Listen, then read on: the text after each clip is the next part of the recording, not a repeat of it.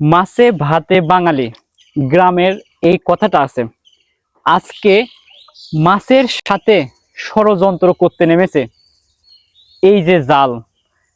আগে যখন মাছ মেরেছে তখন কিন্তু বড়শির প্রজনন ছিল। এখন কিন্তু সেই বড়শি দিয়ে মাছ মারার ধৈর্য মানুষের কিন্তু আর নেই। এখন মাছ মারা হয় এরকম জাল দিয়ে। একসাথে দুই কাজ, একদিকে পুকুরে মাছ মারছি জাল দিয়ে, ঠিক অন্যদিকে গাছের যে সুমিষ্টি আম, আম্মু পড়ে আছে। দেখেন, কেউ নেই, কে খুঁটবে? কত আম গাছে ঝুমঝুম করছে। অলরেডি 3টা আম কিন্তু আমি পেয়ে গেছি।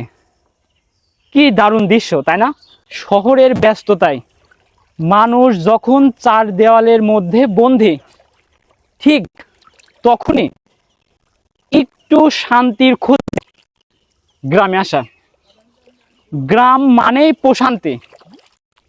জাল দিয়ে মাছ ধরা, মাছের সাথে ষড়যন্ত্র করছে, সাথে গাছ পাকা আম।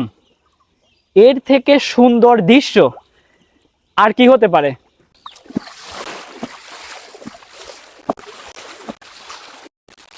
এরকম করলে মাছগুলা ভয়ে দৌড়াদৌড়ি করবে। এতে করে কি হবে? আমি যে মাছের জন্য ষড়যন্ত্র করছি তাতে আমি সফল হব। আর একটা আম পাই দিছে।